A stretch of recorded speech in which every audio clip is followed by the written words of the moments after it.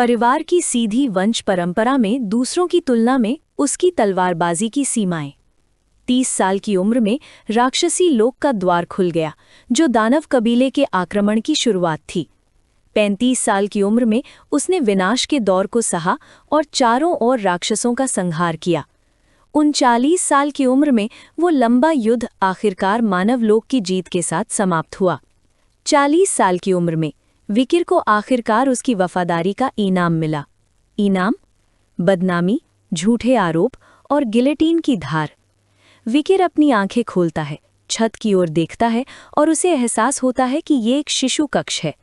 वो उत्साह से करवट बदलता है, क्योंकि इसका मतलब है कि उसने स्टिक्स नदी की शक्ति को सफलतापूर्वक आत्मसात कर लिया है, जिसका अर्थ था कि वो अपने जीवन में पहले की तुलना में एक बेहतर शुरुआती बिंदु पर था।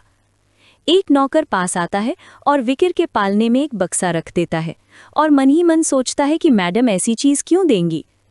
विकिर सोचता है कि कोई उसे तोहफा क्यों देगा। बक्सा धीरे धीरे खुलता है और उसमें से एक गहरा कोहरा बाहर निकलता है। विकिर हक्का बक्का रह जाता है जब बक्से में से एक लंबी काली आकृति रेंगते हुए बाहर आती है। विकिर उसे ब्लडी मांबा नामक एक वाइपर के रूप में पहचान लेता है और उसे एहसास होता है कि मैडम ने उसे मारने के लिए यहाँ दुर्लभ वाइपर भेजे थे। ये जानते हुए कि मैडम कौन है, क्योंकि परिवार में केवल कुछ ही लोगों को इस नाम से पुकारा जाता है, इसका मतलब था कि उसने ये सांप प्रतिस्पर्धा कम करने के लिए भेजे थे। वाइपर विकिर पर फुकारते हैं। विकिर जानता था कि ये जीव शिशु कक्ष में मौजूद सभी बच्चों को मारने में सक्षम थे, लेकिन हमारे आश्चर्य के लिए विकिर तेजी से दोनों वाइपरों का गला पकड़ लेता है और एक खून के प्यासे शिकारी कुत्ते की तरह चौड़ी मुस्कान बिखेरता है, क्योंकि उसे बास्करविल्स परिवार से ऐसे ही बर्ताव की उम्मीद थी। वो पूरी ताकत से वाइपरों का गला घोंट देता है और मन ही मन ठान लेता है कि वो अपने इन्हीं 2 हाथों से इस परिवार का पतन करके रहेगा। पालने की चादर पर खून के धब्बे दिखाई देते हैं, क्योंकि वाइपरों की ओर से अब कोई आवाज नहीं आ रही थी। अगले दिन नौकर ये देखकर सदमे में आ जाते हैं कि विकिर बड़े आराम से सो रहा है और उसके चारों ओर उन जानलेवा वाइपरों के मृत शरीर पड़े हैं, जिन्हें उसने चीथड़े चीथड़े कर दिया था। उन दाइयों को यातना देने के बाद मौत की सजा देने का आदेश दिया गया था, जो उस रात ड्यूटी पर थीं जब वाइपर्स आए थे, लेकिन उनके आने का कारण आज भी अज्ञात है। सच सिर्फ विकिर को पता था। 8 साल बाद विकिर क्लास में बैठा एक लेक्चर सुन रहा है। टीचर तलवारबाजी के अलग अलग स्तरों के बारे में बता रहे हैं। जो लोग अभी तक तलवार में माना नहीं भर पाते, उन्हें तलवारबाजी का शुरुआती या बिगिनर माना जाता है। जिस स्तर पर आप तलवार में थोड़ी सी माना डाल पाते हैं, उसे तलवार विशेषज्ञ कहा जाता है। जब तलवार से माना एक तरल जैसी आभा के रूप में निकलती है, तो वो तलवार स्नातक का स्तर होता है। आखिरी स्तर, जहां आभा ठोस रूप में होती है और उसे अपनी मर्जी से बदला जा सकता है, उसे तलवार मास्टर कहा जाता है। टीचर बताते हैं कि बास्करविल्स के सबसे ताकतवर सदस्य सर ह्यूगो तलवार मास्टर के स्तर पर हैं। बच्चे ये जानकर हैरान रह जाते हैं। ये जानते हुए कि ह्यूगो उस समय तक पहले ही तलवार मास्टर बन चुके थे, विकिर मन ही मन सोचता है कि उसे अपनी खोई हुई ताकत वापस पानी होगी, ठीक वैसे ही जैसे उसने अपने पिछले जीवन में अपनी वयस्कता समारोह या कमिंग ऑफ एज सेरेमनी के पहले पाई थी। टीचर देखते हैं कि विकिर फिर से ख्यालों में खोया हुआ है और वो उसकी उपलब्धियों का जिक्र करते हैं। 7 मिनट तक स्टिक्स नदी में डुबकी लगाने की वजह से उसका शरीर मजबूत हो गया था और पढ़ाई लिखाई से उसे 100 नई बातें समझने में मदद मिलेगी। वो दूसरे बच्चों के मुकाबले ज्यादा होनहार है और ये देखकर परिवार के मुखिया बहुत खुश होंगे। जब विकिर ये सोच रहा था कि 8 साल की उम्र में ह्यूगो को मारने में उसे कितना समय लगेगा, तभी 3 जुड़वा बच्चे उसकी तरफ देखकर जोर से मुस्कुराते हैं। उनकी आंखें लाल हैं और उनके दिमाग में कोई डरावना ख्याल चल रहा है। एक हाथ विकिर को जोर से धक्का देता है और उसे कचड़ा गाड़ी कहा जाता है। धक्का देने वाले वो तीनों जुड़वा बच्चे ही थे। विकिर के बारे में अजीब अफवाहें सुनकर कि वो 7 मिनट तक नदी में रहा था और जब वो दूध पीता बच्चा था तब उसने 2 वाइपरों का गला घोंट दिया था, वो उसके पास आते हैं। विकिर चुपचाप खड़ा रहता है और उन तीनों से जुड़ी अपनी पुरानी यादों को ताज़ा करता है।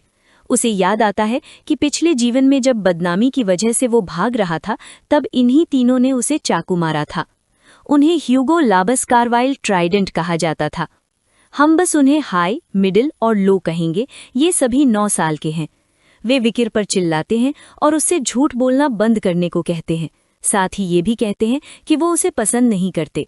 ये जानते हुए कि भविष्य में वो उसके लिए मुसीबत खड़ी कर सकते हैं, विकिर तय करता है कि अभी ही उन्हें उनकी औकात दिखाना सही रहेगा। हाय विकिर पर चाकू तानते हुए कहता है कि विकिर का शरीर स्टील जैसा है, क्योंकि वो काफी लंबे समय तक नदी में रहा था। इस वजह से ब्लेड से होने वाली चोटों का उस पर कोई असर नहीं होता। हाय लो को बुलाता है। लो विकिर का मुंह दबा देता है ताकि वो सांस ना ले सके। वो कहता है कि अगर विकिर 3 मिनट तक ये सब सह गया तो वो अपना ही हाथ खा जाएगा। विकिर उनकी इस चाल में उनका साथ देने का फैसला करता है, क्योंकि उसे एहसास हो जाता है कि बच्चे भी कितने क्रूर हो सकते हैं। 1 मिनट बीतता है और हाय और मिडिल को लगने लगता है कि अफवाह झूठी थी। 3 मिनट बीतते हैं और उन्हें एहसास होता है कि विकिर सचमुच बहुत मजबूत है। 10 मिनट बीत जाते हैं और वो इतने हैरान रह जाते हैं कि उनके मुंह से एक शब्द नहीं निकलता, और उन्हें एहसास हो जाता है कि विकिर के बारे में जो अफवाहें थीं वो असल में सच थीं। वे विकिर को जाने देने का फैसला करते हैं, क्योंकि अब उन्हें उसे परेशान करने में कोई मजा नहीं आ रहा था। लेकिन तभी एक कच जैसी आवाज सुनाई देती है। लो अपने हाथ की तरफ देखता है और वहां से खून बहने लगता है। लो दर्द से चीखता है और विकिर थूकता है। हाय और मिडिल ने विकिर पर चिल्लाते हुए पूछा कि वो क्या कर रहा है। विकिर, जिसकी आंखें सुर्ख लाल थीं और मुंह पर खून लगा था, ने तीनों भाइयों को एक डरावनी मुस्कान दी और दोहराया कि लो ने कहा था कि अगर वो 3 मिनट से ज्यादा टिका रहा तो वो उसका हाथ खा जाएगा। हाई और मिडिल ने ये कहकर बात काट दी कि वे विकिर से नहीं डरते, लेकिन लो डरा हुआ था, क्योंकि वो अपने खून बहते हाथ को पकड़े हुए था। हाई और मिडिल ने लो की तरफ अविश्वास से देखा। लो ने उनसे शिकायत की कि उसकी उंगली काट ली गई है। वे लो के हाथ का इलाज करवाने के लिए किसी पादरी को ढूंढने जाने लगे, लेकिन विकिर ने उन्हें रोक लिया। गुस्से में आकर हाई ने विकिर के पेट में चाकू घोंप दिया और कहा कि वे उससे उम्र में बड़े हैं। उसे हैरानी हुई कि चाकू से विकिर को कोई चोट नहीं लगी। इस अचानक हमले के जवाब में विकिर ने हाई का हाथ मरोड़ दिया, जिससे हाई दर्द से चीख पड़ा। विकिर ने उन्हें याद दिलाया कि वे बास्करविल कबीले का हिस्सा हैं, जहां उम्र से ज्यादा ताकत और काबिलियत मायने रखती है। ये वीडियो का अंत है।